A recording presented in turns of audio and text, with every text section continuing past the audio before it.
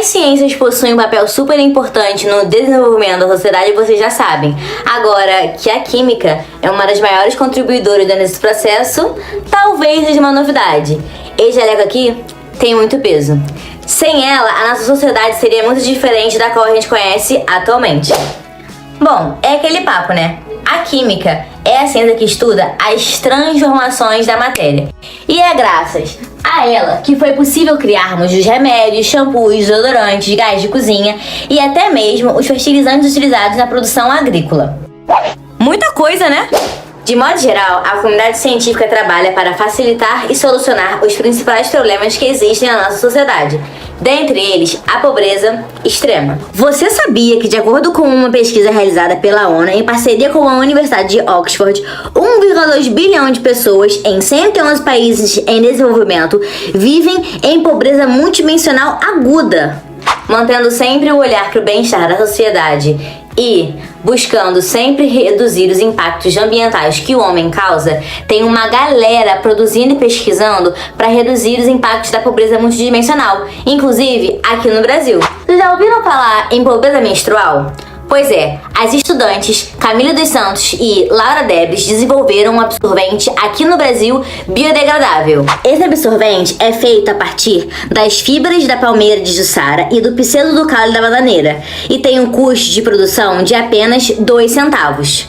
Isso mesmo, 2 centavos. Outro grande exemplo é a Nilo 100, geladeira abastecida por energia solar produzida aqui no Brasil. Ela foi desenvolvida pelo estudante André Moricem e produzida pela empresa Nidec Global Appliance, em Santa Catarina, e já está sendo utilizada por famílias de regiões afastadas do Quênia e Uganda. Pois é, a ciência não para. E seguindo esse mesmo intuito de promover a sustentabilidade e diminuir a pobreza multidimensional, conheça agora alguns projetos que vêm trabalhando nesse objetivo. Ter acesso à luz elétrica e água potável são coisas básicas da sobrevivência humana, certo? Pois é, a gente sabe que isso não é a realidade de muitos. Segundo o SINIS, Sistema Nacional de Informação sobre o Saneamento, quase 100 milhões de brasileiros não têm acesso à coleta de esgoto. Entretanto, 84% dos brasileiros têm acesso à água tratada. Só que esses 16% restantes correspondem a 35 milhões de pessoas sem esse acesso, sendo um número muito preocupante. Já com relação à luz elétrica, verifica-se um grande avanço. Porém, com a pandemia Covid-19, percebe-se um progresso desigual, onde 30 milhões de pessoas no mundo todo ainda não possuem eletricidade em suas casas. Mas foi pensando nisso que a Light Pulse e a Aqualuz, dispositivos criados justamente para solucionar esse tipo de problema, surgiram. Light Pulse é um equipamento que produz energia elétrica segura e limpa e que dispensa o uso de baterias. No interior da lanterna existe uma placa de alumínio que funciona como eletrodo positivo e quando a água e o sal são adicionados, o alumínio reage com a solução produzindo eletricidade. Já o Aqualuz, desenvolvido pela baiana Ana Luísa Bezerra, purifica a água da chuva coletada por cisternas instaladas em áreas rurais. O impacto gerado nas famílias beneficiadas fez com que o Aqualuz fosse premiado pela ONU. Mas, toda vez a caminho da Haroldinho eu penso: o que a UERJ tem feito? Bom, sabemos que por esses corredores os estudantes, professores e toda a comunidade acadêmica não param de produzir ciência. Pensando nisso, a professora Jaqueline Dias Senra veio falar um pouco de como a química trabalha nas ODS 6 e 12, onde muitas linhas de pesquisa da química UERJ se empenham e trabalham para alcançá-los. Pessoal, como é que a química pode contribuir para o desenvolvimento sustentável, né? Bom, a ONU instituiu os Objetivos do Desenvolvimento Sustentável, né? E dentre esses objetivos, né, existem alguns que a química e os químicos podem atuar de uma forma bem significativa, né? Então, dentro, por exemplo, da ODS 6, que está vinculada a tratamento de águas, esse é um grande problema, né, que nós temos no nosso dia a dia, né, porque a indústria têxtil, ela no geral utiliza uma série de corantes, né, que tem aí um descarte inadequado, né? E eu queria mostrar rapidamente, né, alguns desses corantes. Então, esse daqui seria o alaranjado de metila, que é um dos corantes mais utilizados também, né, juntamente com o azul de metileno. Então, esses dois corantes, eles são muito explorados, né, pela indústria têxtil Mas ao mesmo tempo em que eles trazem ali um benefício, né, porque tem cores muito impactantes, né, e que tem aí uma série de aplicações nas nossas vestimentas, por exemplo, né, do dia a dia, ao mesmo tempo o descarte é inadequado, né, então eles podem muitas vezes serem descartados in natura. E aí, como é que a química encontra soluções para estar tratando esse problema, né? Existem alguns materiais naturais, né, que são usualmente utilizados, né? Então, esse daqui é o carvão vegetal.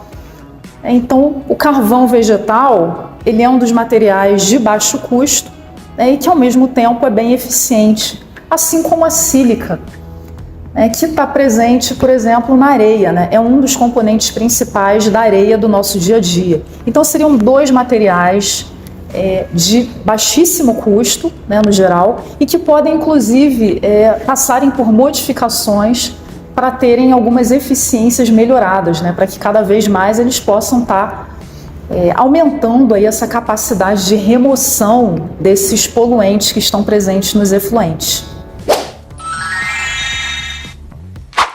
Pessoal, e tem mais uma ODS que os químicos também podem estar lidando, né, e contribuindo automaticamente com soluções inovadoras, né, criativas, né?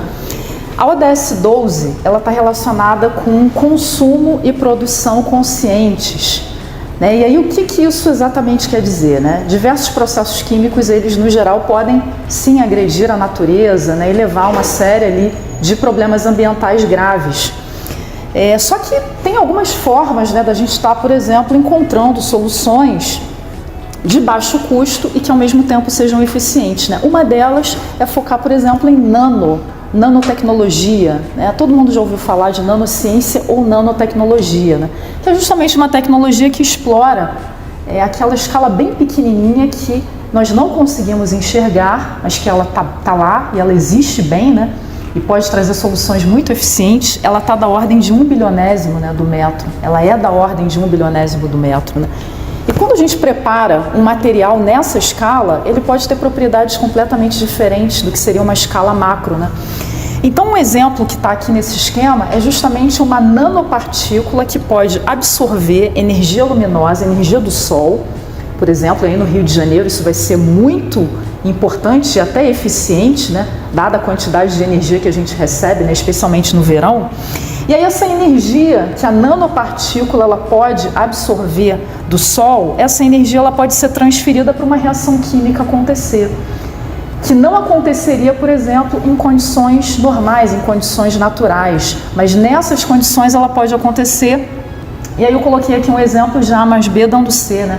Então, uma reação eficiente, associativa, não leva a subprodutos, rejeitos, né? E o que é legal é que essa reação, ela pode estar acontecendo, por exemplo, em água, em condições naturais, em condições ambientes, né? Que são condições que podem mimetizar as próprias reações da natureza. Então, é só para mostrar para vocês como que esse universo da química, né? E como que a química, pensando nas suas diferentes ferramentas, né? Como que ela pode trazer diversas soluções importantes para a sociedade. Quer acompanhar mais esse mundo da ciência e a divulgação científica? Você encontrou o lugar certo. NAP, aqui é informação, diversidade e ciência. Venha na NAPNAR com a gente!